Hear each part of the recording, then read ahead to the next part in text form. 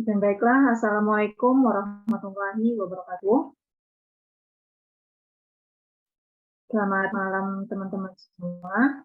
Baiklah, di sini Waalaikumsalam warahmatullahi dari kelompok 3 dalam mata kuliah metodologi penelitian. Di sini kami akan membahas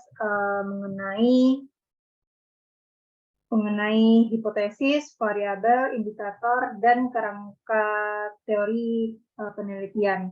Sebelum itu, perkenalkan, saya Sabrina selaku moderator, dan ada ketiga saya. Yang pertama yaitu Novi Susanti dengan NIM 20002057. Selanjutnya Pasmi Ramanda dengan NIM 20002060 dan Takbir Safitri dengan NIM 20002066. Baiklah, langsung saja pembacaan materi yang pertama yaitu mengenai hipotesis yang akan disampaikan oleh Takbir Safitri. Pada Takbir Safitri dipersilahkan. Terima kasih kepada moderator. Baiklah, saya di sini akan membahas tentang hipotesis. Yang pertama itu pengertian hipotesis. Dalam Pohan dan Kom 2016, hipotesis adalah jawaban sementara terhadap rumusan masalah penelitian, di mana rumusan masalah penelitian telah dinyatakan dalam bentuk kalimat pertanyaan. Dikatakan sementara karena jawaban yang diberikan baru didasarkan pada teori yang relevan, belum didasarkan pada fakta-fakta empiris yang diperoleh melalui pengumpulan data. Oleh karena itu, setiap penelitian yang dilakukan memiliki suatu hipotesis atau jawaban sementara terhadap penelitian yang akan dilakukan. Dari hipotesis tersebut akan dilakukan penelitian lebih lanjut untuk membuktikan apakah hipotesis tersebut benar adanya atau tidak benar. Penelitian yang merumuskan hipotesis adalah penelitian yang menggunakan pendekatan kuantitatif. Pada penelitian kualitatif tidak dirumuskan hipotesis, tetapi justru diharapkan dapat ditemukan hipotesis. Selanjutnya hipotesis tersebut akan diuji oleh peneliti dengan menggunakan pendekatan kuantitatif. Next slide.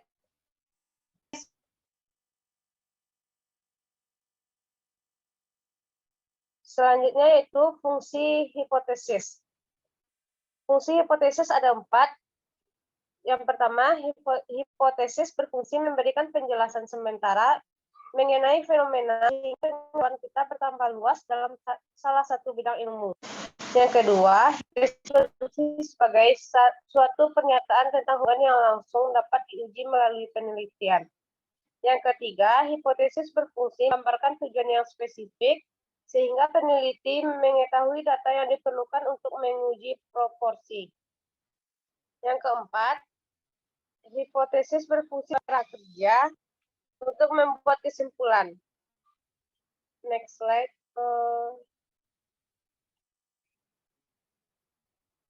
Nah, selanjutnya itu karakteristik hipotesis. Yang pertama, rasional.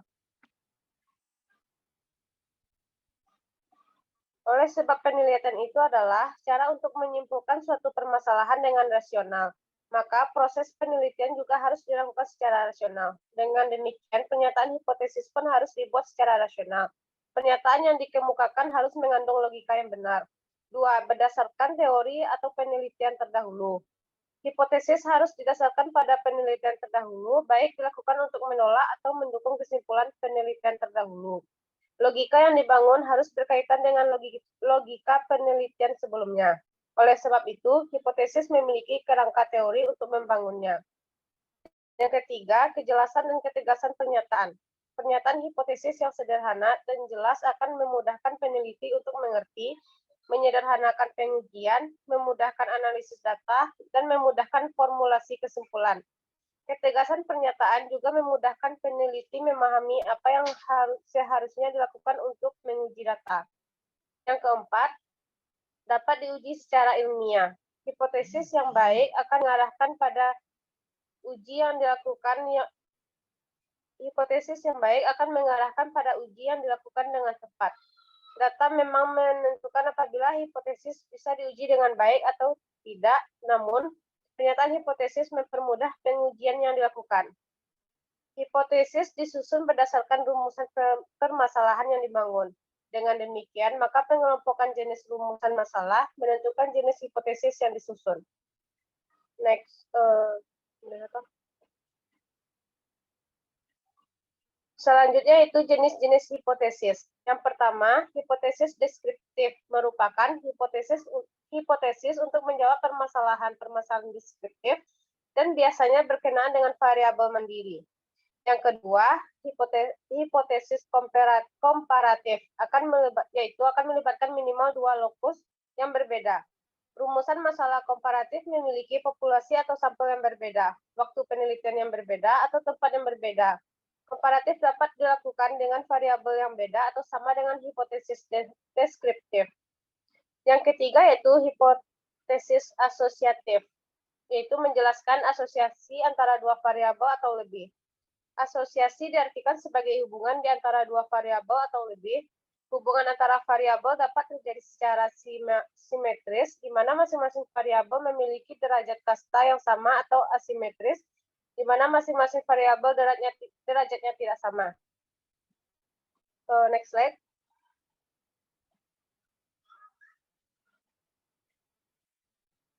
Hipotesis yang baik di antaranya yaitu yang pertama, hipotesis harus menduga hubungan di antara beberapa variabel atau lebih. Di sini harus dianalisis variabel-variabel yang dianggap turut mempengaruhi gejala-gejala tertentu, dan kemudian diselidiki sampai di mana perubahan dalam variabel yang satu membawa perubahan pada variabel yang lain. Yang kedua, hipotesis harus dapat diuji. Hipotesis harus dapat diuji untuk dapat menerima atau menolaknya. Hal ini dapat dilakukan dengan mengumpulkan data-data empiris. Yang ketiga, hipotesis harus konsisten dengan keberadaan ilmu pengetahuan.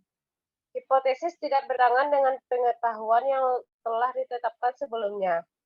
Dalam beberapa masalah, dan terkhusus pada pemulaan penelitian, ini harus berhati-hati untuk mengusulkan hipotesis yang sependapat dengan ilmu pengetahuan yang sudah ditetapkan sebagai dasar.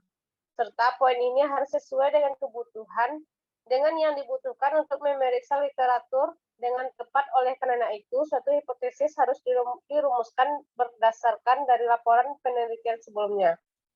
Yang terakhir yaitu hipotesis dinyatakan secara sederhana. Suatu hipotesis akan dipresentasikan ke dalam rumusan yang berbentuk kalimat deklaratif. Hipotesis dinyatakan secara singkat dan sempurna dalam menyelesaikan apa yang dibutuhkan peneliti untuk membuktikan hipotesis tersebut. Itulah penyampaian materi dari saya. Saya kembalikan kepada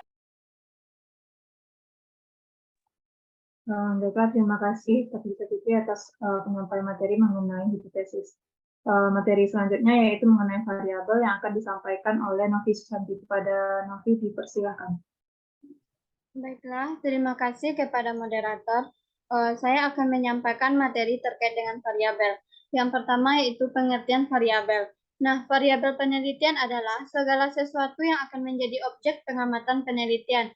Nah, pengertian yang dapat diambil dari definisi tersebut ialah bahwa dalam penelitian ini terdapat sesuatu yang menjadi sasaran, yaitu disebut dengan variabel. Sehingga variabel ini adalah fenomena yang menjadi pusat perhatian penelitian untuk diobservasi ataupun diukur. Nah, kemudian yang kedua, variabel ini dibedakan dengan beberapa jenis berdasarkan kedudukannya dalam suatu penelitian. Yang pertama yaitu variabel terikat. Variabel terikat atau dependent variable adalah variabel respon atau output, yang mana variabel terikat ini disebut juga variabel output, kriteria, konsekuen, yang mana variabel ini dipengaruhi yang menjadi akibat karena adanya variabel bebas. Nah, variabel terikat ini tidak dimanipulasi, melainkan diamati variasinya sebagai hasil yang dipradugakan berasal dari variabel bebas. Nah, yang kedua yaitu variabel bebas. Variabel bebas adalah variabel yang diduga sebagai sebab munculnya variabel-variabel terikat. Nah, variabel bebas ini juga sering disebut dengan variabel stimulus, prediktor, atau attention. Variabel bebas adalah variabel yang mempengaruhi atau yang menjadi sebab perubahannya atau timbulnya variabel terikat. Variabel bebas biasanya dimanipulasi, diamati, dan diukur untuk diketahui hubungannya atau pengaruhnya dengan variabel lain. Yang ketiga yaitu variabel moderator. Merupakan variabel sebuah tipe khusus variabel bebas, yaitu variabel bebas sekunder yang diangkat untuk menentukan apakah ia mempengaruhi hubungan antara variabel bebas primer dan variabel terikat. Yang keempat, variabel kontrol, yang mana tidak semua variabel di dalam suatu penelitian dapat dipelajari sekaligus dalam waktu yang sama. Beberapa di antara variabel tersebut harus dinetralkan pengaruhnya untuk menjamin agar variabel yang dimaksud tidak mengganggu hubungan antara variabel bebas dan variabel terikat. Variabel yang pengaruhnya harus dinetralkan disebut dengan variabel kontrol. Jadi variabel kontrol ini adalah faktor-faktor yang dikontrol atau dinetralkan pengaruhnya oleh peneliti, karena jika tidak dinetralkan diduga ikut mempengaruhi hubungan antara variabel bebas dan variabel terikat. Kemudian yang kelima, variabel antara atau intervening.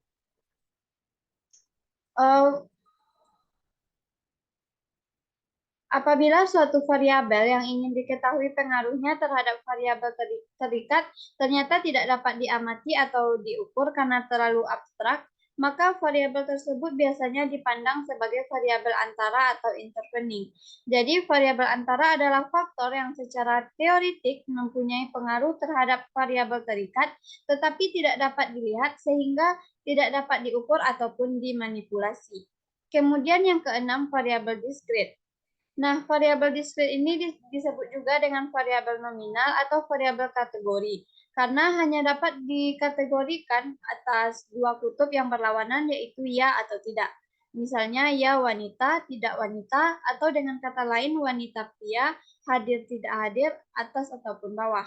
Angka-angka digunakan dalam variabel diskrit ini yang dapat dioperasikan untuk menghitung frekuensi yang muncul, yaitu banyaknya pria, banyaknya yang hadir, dan sebagainya.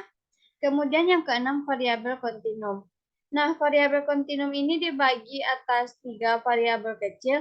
Yang pertama yaitu variabel ordinal, yaitu variabel yang menunjukkan tata urutan berdasarkan tingkatan, misalnya sangat tinggi, tinggi, dan pendek. Yang kedua, variabel interval, yaitu variabel yang mempunyai jarak jika dibanding dengan variabel lain, sedang jarak itu sendiri dapat diketahui dengan pasti. Yang ketiga, variabel ratio, yaitu variabel perbandingan. Variabel ratio ini memiliki harga nol mutlak yang dapat dioperasikan berbentuk perkalian sekian kali. Nah, kemudian selanjutnya mengenai hubungan dari variabel. Yang pertama yaitu hubungan simetris. Variabel dikatakan mempunyai hubungan simetris apabila variabel yang satu tidak disebabkan atau dipengaruhi oleh lainnya. Terdapat 4 kelompok hubungan simetris, yaitu yang pertama, kedua variabel merupakan indikator konsep yang sama. Yang kedua, kedua variabel merupakan akibat suatu faktor yang sama. Yang ketiga, kedua variabel saling berkaitan secara fungsional. Dan yang keempat, hubungan yang kebetulan semata-mata.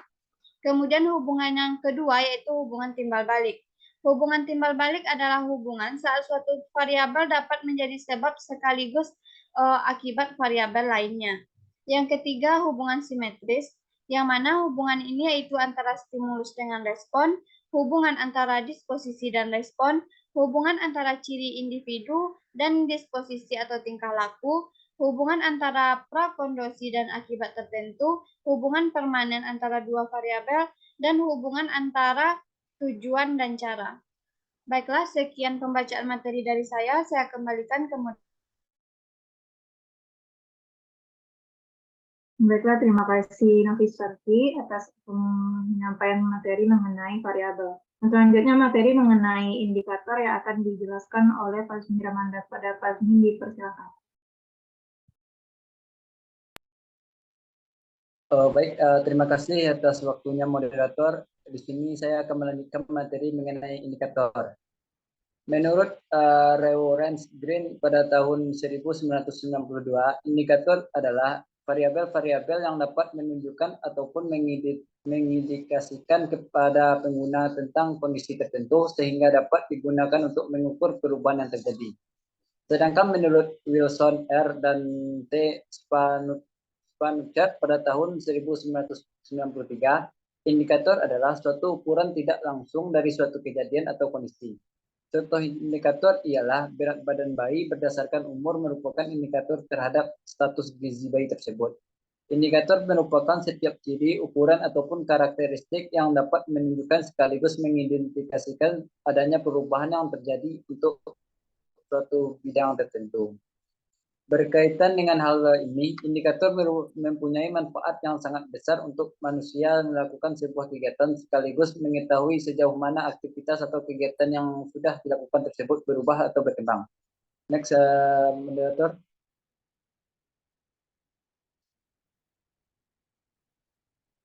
Baik, berikutnya itu ada fungsi indikator.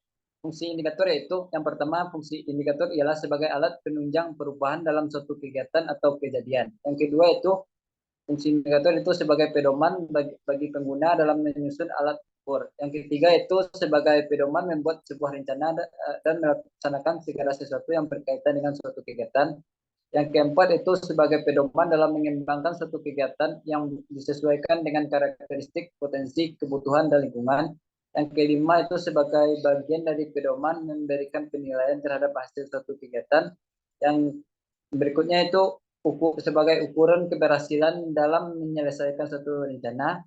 Berikutnya itu sebagai itu menjadi tolak ukur perubahan dan perkembangan yang terjadi. Selanjutnya itu menunjukkan suatu keadaan dan kondisi tertentu. Selanjutnya itu bagian dari proses pengelolaan agar sesuai dengan yang diharapkan. Dan yang terakhir itu penilaian yang dilaksanakan dengan lebih objektif. Next, moderator.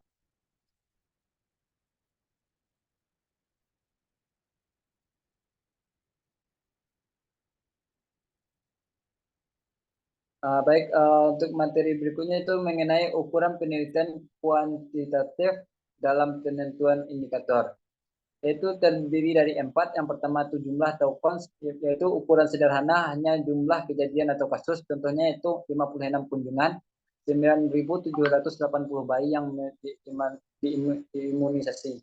Yang kedua itu rasio. Rasio itu perbandingan dua angka yang saling terpisah atau pembilang bukan bagian dari penyebut. Contohnya itu rasio jenis kelamin itu 99:100. Dan yang ketiga itu proporsi atau persen.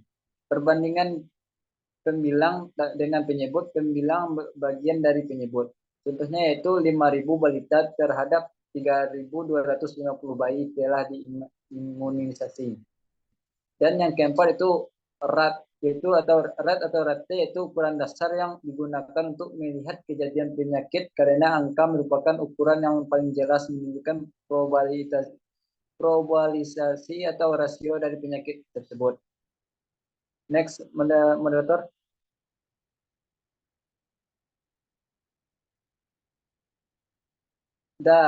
Materi yang berikutnya itu mengenai syarat-syarat pembuatan indikator. Yaitu ada beberapa syarat pembuatan indikator. Yang pertama itu sederhana atau simpel. Yang kedua yaitu terukur atau measured. Yang ketiga bermanfaat. Yang keempat terpercaya. Dan yang kelima tepat waktu.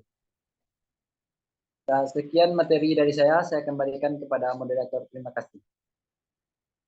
Baiklah, terima kasih Pak Smi atas penyampaian materinya.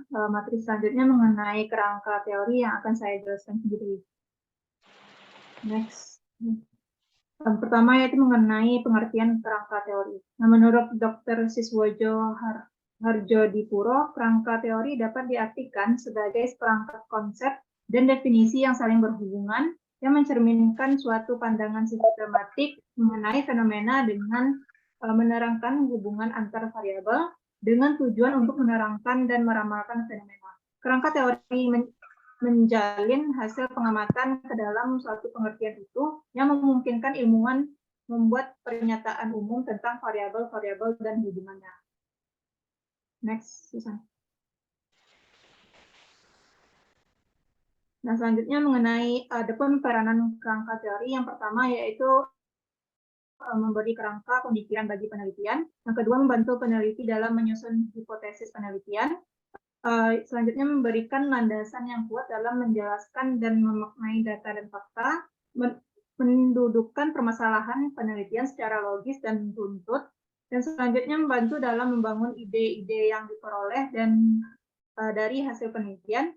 Selanjutnya memberikan acuan dan menunjukkan jalan dalam membangun kerangka pemikiran, dan memberikan dasar-dasar konseptual dalam merumuskan definisi operasional, dan yang terakhir yaitu untuk membantu mendudukkan secara tepat dan rasional dalam mensintesis dan mengintegrasikan gagasannya.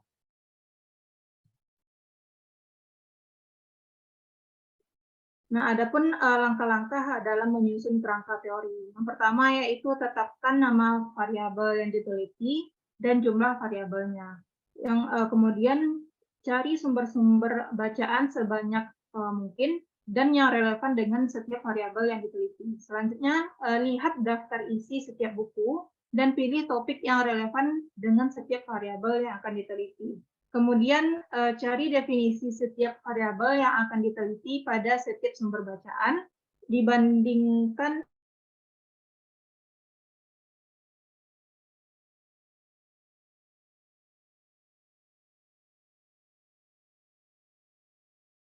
antara topik buku yang sesuai dengan variabel yang akan diteliti, lakukan analisa, renungkan, dan